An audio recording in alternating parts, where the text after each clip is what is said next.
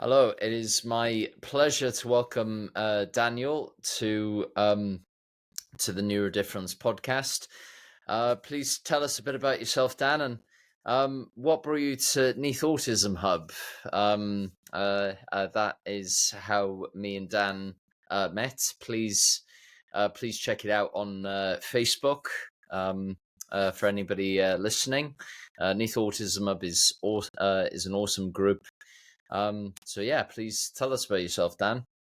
Hello there, everyone. So my name's Dan. I'm a friend of Rhys. So as he mentioned, we both met each other at the Autism Hub, and as for me, I'm a graphic designer for a Nodarera company. I came to and obviously I'm diagnosed with autism, pretty much. I came to the Neath Town, the Autism Hub, mainly as a way of expanding my social circle. I mostly do a load of work. I mostly do my work from home, and so I wanted a way of kind of another way of meeting others that very much have had very similar life experiences with me that I've had. So yeah. And just cannot emphasize the importance of groups like Neath Autism Hub. I thoroughly encourage listeners wherever you're listening, whether it be Cardiff, Philly, or even Tokyo, for that matter. Please look up local neurodivergent groups in in your area. Um, in my experience, Dan, a lot of traits exhibited by autistic people can cause a big impact in relationships, from deep honesty to sensory overload. Which traits do you think have had a big impact on relationships in your life? Yeah, so that's actually kind of an interesting one because I think for me, a lot of the issues I've had throughout the years have mainly been down to things like confidence. It's really the sort of confidence to go out there and sort of meet others, and also to so sometimes to sort of go out to people and basically say, about joining in sometimes. And also, especially also, it's about maintaining the relationships as well. That's another thing that I found quite difficult throughout the years, because sometimes you go through various stages of your life: school, college, uni, and I've made all sorts of friends there, but sometimes it's difficult to keep it up, keep in touch with people. And again, like I said, it's something that I find doesn't come naturally to me, and so it's something which, especially within the last couple of years, since we're the lockdown, and I felt that was kind of like when I was at the most lonely, and I kind of wanted to sort of go out there and really expand my social circle. Um, I've already, I've already, that doesn't mean to say that, I haven't had like friends throughout my life, because, one thing you should know about me, and I'm probably going to explain quite a lot of it, is that I'm a massive fan of railways, and especially since my teens, I've become a lot of friends with fellow railway enthusiasts, and in particular going to a model railway club based in Swansea, which has been going there now for well over 11 years. And it's during that time that they really help. It has really helped me sort of interact with others. But I think certainly within the last couple of years, I really wanted to sort of expand from that and really sort of meet new people, because that's, for me, how I found what actually really helps me grow as a person, is sort of meeting new people, hearing that other different life experiences. And yeah, pretty much. It's something that, so yeah, there have been quite a lot of challenges, but a lot of it for me is mainly down to like having the confidence and being sort of a bit more confident in my skin in going out there and trying new things, basically. Yeah, it's very, very important to do. I find it's I find it's very important for myself to do this. That's why I like to go and meet new friends through going down the pub and watching the football, or going to quizzes. That's another great example. Or Yeah, I love a good quiz. is who doesn't? You know, we've been to a fair few quizzes in Cadno Lounge in Neath, haven't we? And Yeah, um, yeah, yeah, good night yeah, out, isn't it?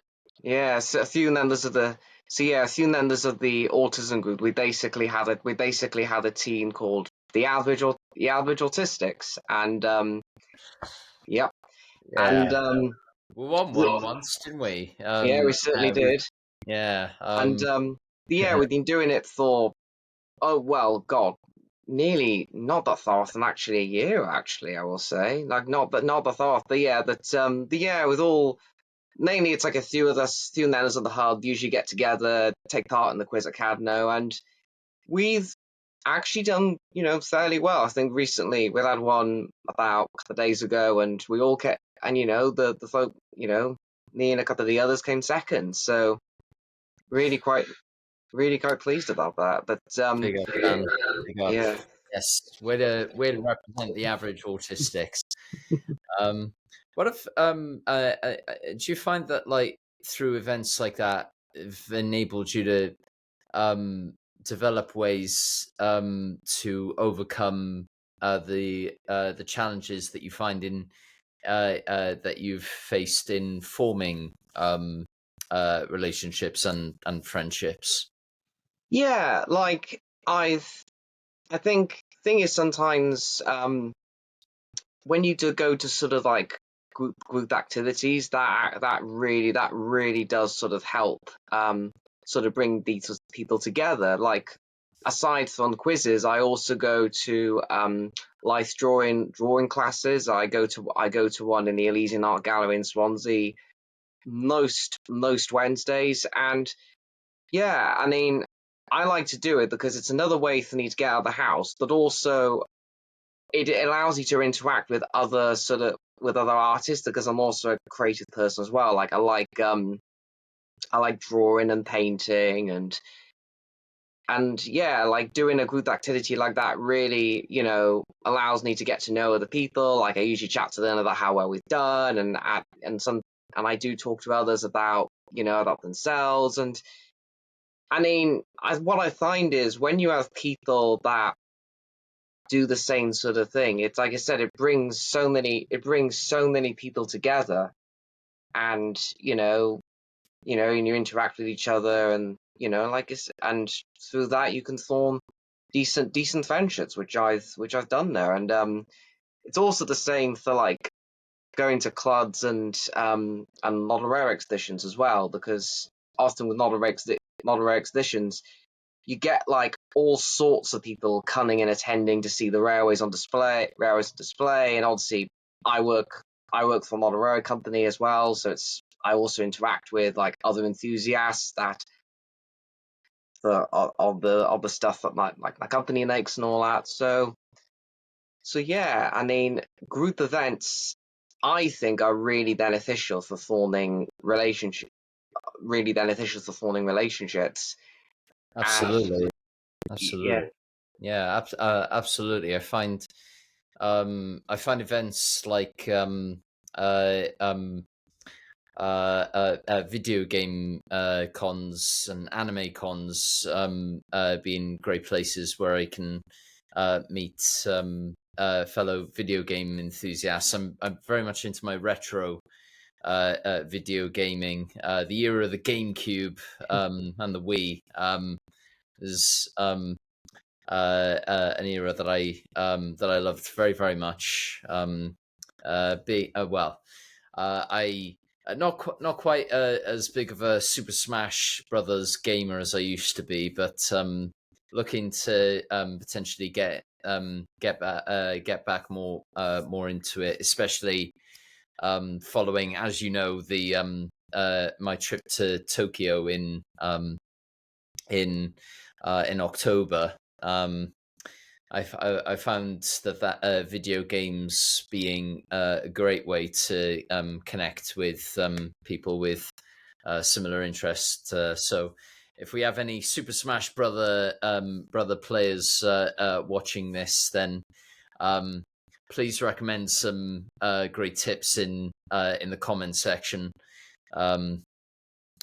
because really, really want to get back into it and connect with people out there. Are you much of a gamer, Dan, by any chance? No, not really. Like I played I played a few games throughout the years. Like my one game I used to play a lot when I was young, when I was like really little, like literally I was like yay height, was a game called the Transport Tycoon series. So basically it's a game series about you're in charge of running a railroad,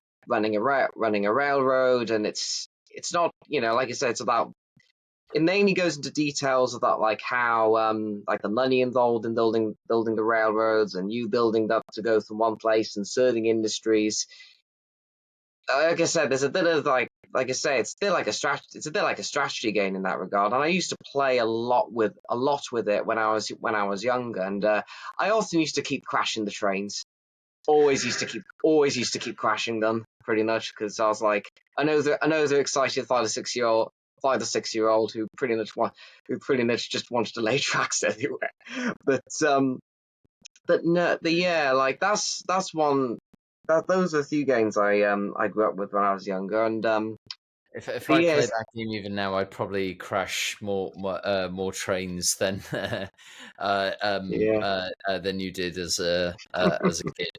To be Uh, fair, to be fair, it's great fun though. To be fair, it's great fun though. I can imagine, like, you could get like strong, I don't know about you, but I get a strong satisfaction um whenever I win at Super Smash Brothers. Don't worry, folks, I'm not a bad loser, I promise. Much, but like I'd imagine it's very satisfying when you get from point A to point B and build a rail from one location to another. Yeah, I think there's just something so satisfying about the process than A to B. Like, because I get that a lot when I'm either doing a piece of art or working on my model railway stuff. I really like sort of tinkering and trying out various different techniques, just to eventually get to my end goal, and it's a similar sort of feeling where you focus a lot on sort of making it up, and when you sort of reach the destination, it's like I made it, that sort of thing, so yeah. And even though it's like completely different things, it's very much a similar thing of work of enjoying, trying, enjoying the process, and really gaining a lot of satisfaction from it.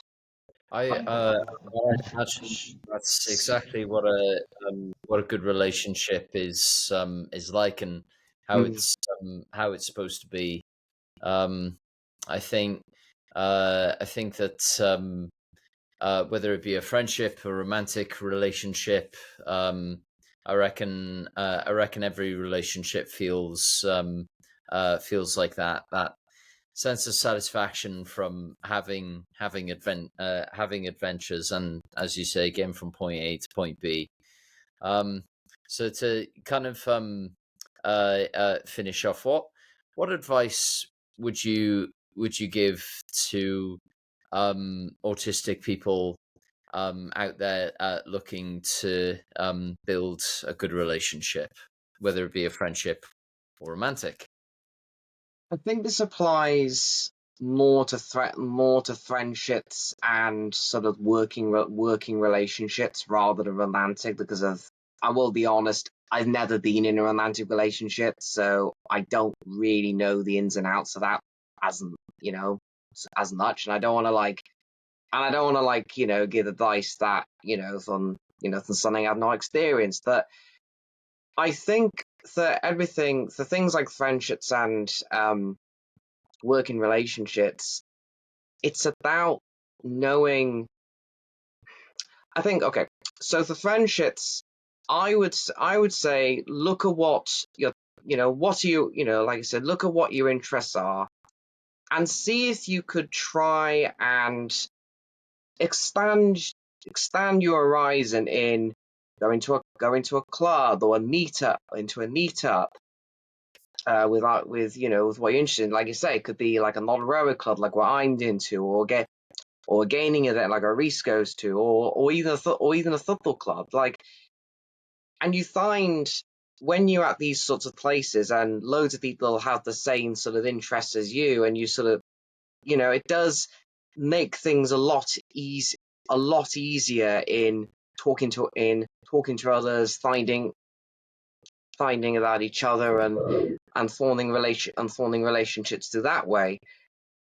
And I also as well would recommend as well, like if you know, like I said, me and Rhys met because of an autistic group in that area. If you could find a neurodivergent autistic group around you, I really would recommend going there. You could you could see people who are got similar experiences to you. You could see who have been through you know similar experiences to you. If like I said, if you're having trouble with like we said, with social connections. And I also and I think the work, and now that one's a little bit of a tricky one. um I feel like it very much depends on your employer, because your employer really, like, because if you have, a good relationship with your employer and you feel like you can talk to them, then if you haven't done so already, I would try and tell them about your condition. Like, I did the same with my current one. Like, oh, literally, this is, yeah. So like, I told my employer I was autistic, and they were able to help with things like making sure they're really clear on tasks, making sure that what the tasks they have for everyone, not just me, is nice and structured, so we all kind of understand it, because that's something I need extra clarity on. And also any queries, being able to easily reach them so that I don't, get totally stressed. But like I said, I think a part of it. So yeah, that's what I would do for that. But I think in general, just try. Don't. I know it's very difficult. I know that it's not going to work for absolutely everybody. But I think you've got to kind of expand your horizons and have an open mind. And have an open mind. Like, go to a new place. Like I say, go to a new place when there's an event on, or a club, or things like that. It's sad. It might seem scary at first, but I feel like things like that do help. Do help people meet others and allow you to sort of grow as a person, pretty much. So yes. Absolutely. I couldn't agree. I couldn't agree more. I can't help but think back to the time when I was a kid. when I was a part of my primary school choir. Oh, I once had a solo called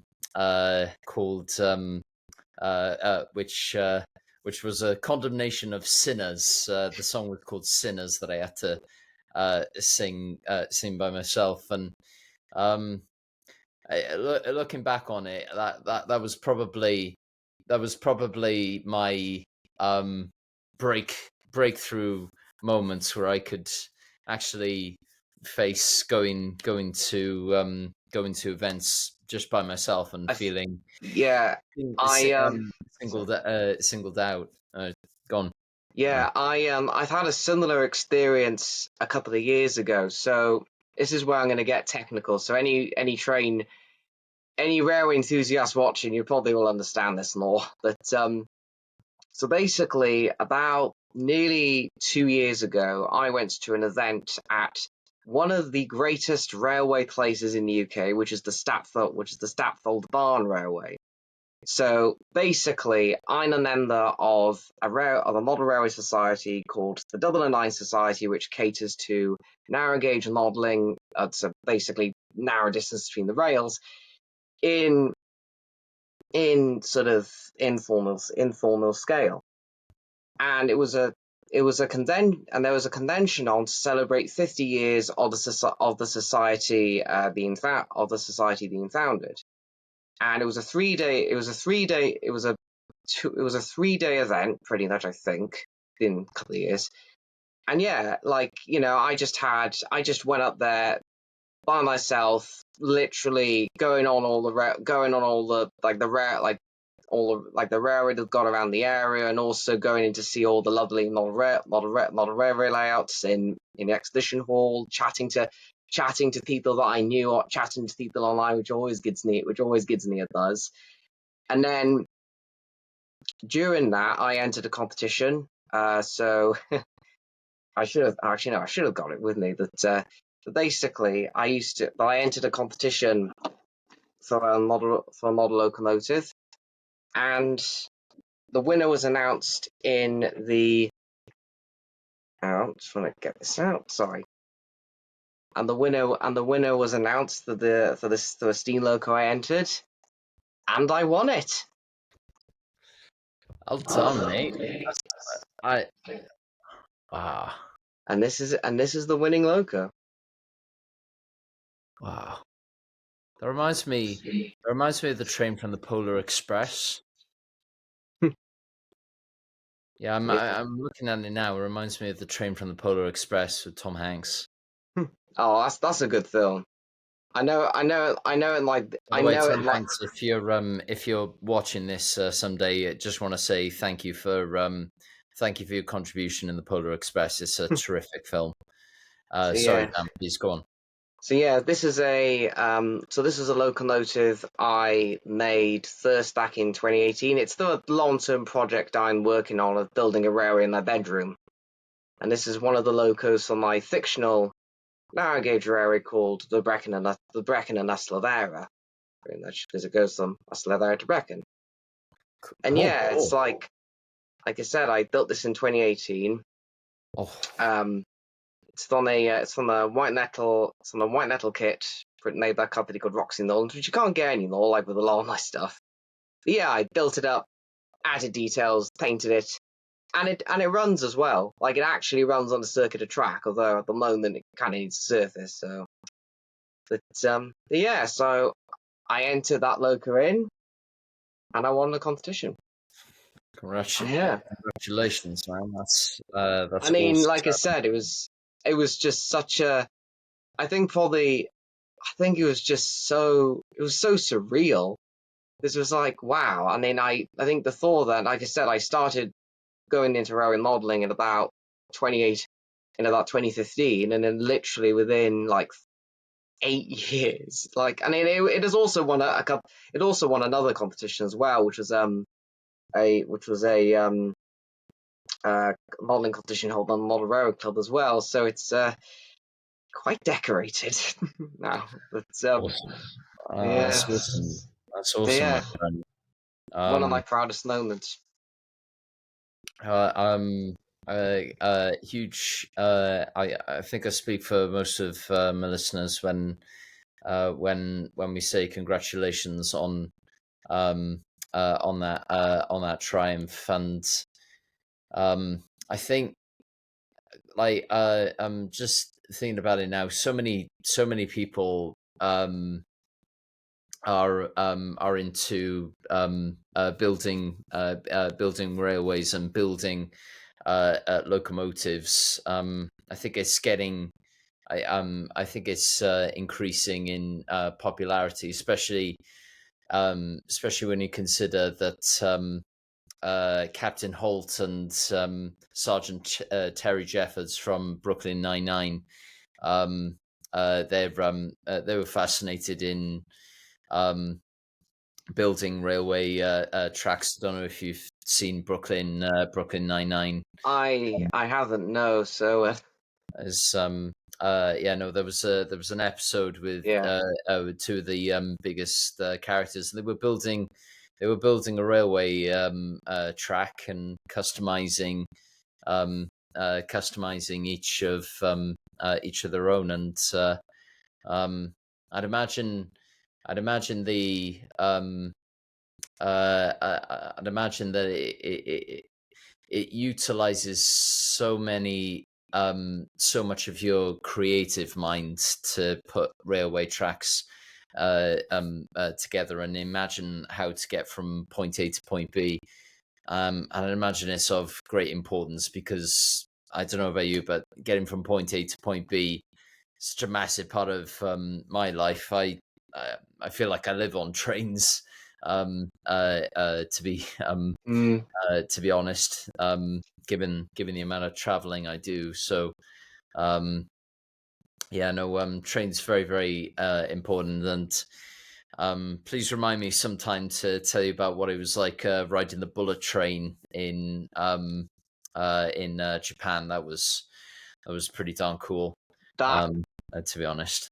that is that is something I really want to do one day. Like, I want to go to Japan so bad. I want to go on a bullet train. I want to visit all of the little railways as well. And like I said, some of the model railway stuff there. Oh my God, I use some of it myself, and it is absolutely incredible. Some of the stuff you often Absolutely. see from Japanese modelers, like the modeling railways I've seen, is utterly unreal, pretty much. And I would like to say, and yeah, it's something I would like to, certainly a place I would like to go. It's certainly on my bucket list. Well, right, please remind me please remind me to tell you about that experience. It was it was just so fast. But I'll I will update you in due course, listeners, on anybody interested in the Shinkansen, as it's known in Japan. And Dan, I would like to massively thank you for coming on Neurodifference and talking about your experiences. And hopefully can get you on the podcast again soon to share some of your experiences if you're up for that. Yeah, certainly. I mean, it's been great to come on here and talk about my experiences with relationships. And I just want to say, further in regards to what's been said, is that I'm still very much figuring it out. Like, I'm not like I said, like I mentioned a bit earlier, like, I've never been in a romantic relationship, and I'm still, and it's only relatively recently that I'm starting to sort of get friendships and how to sort of handle them, because it's something that for me, and I don't know if it was the case for you, it's something that it's not something that came naturally, and it's something that gradually over the years, through experiences, it's sort of helped me to develop the confidence to really have an open mind when it comes to meeting new people, and I know that doesn't work for absolutely everyone, but for me it's working, and there's there's still some work to do, but I'm glad where I've been heading. Like back in lockdown and after I finished uni, apart from the Model Road Club, I hardly knew anyone really, apart from people online as well. But I mean, as well as people in the club and online, but in terms of like the local area, I didn't really know much at all. So, but now I've gone out, gone to places, gone to events, and obviously I've met so many awesome people throughout the last couple of years, which certainly includes you, Rhys. So yeah. Thank you. Likewise. It's been great having you on. Look forward to having you back on the podcast again, and from both of us here, let's make a positive neurodifference in the world. Thank you very, very much. All right, take care, folks.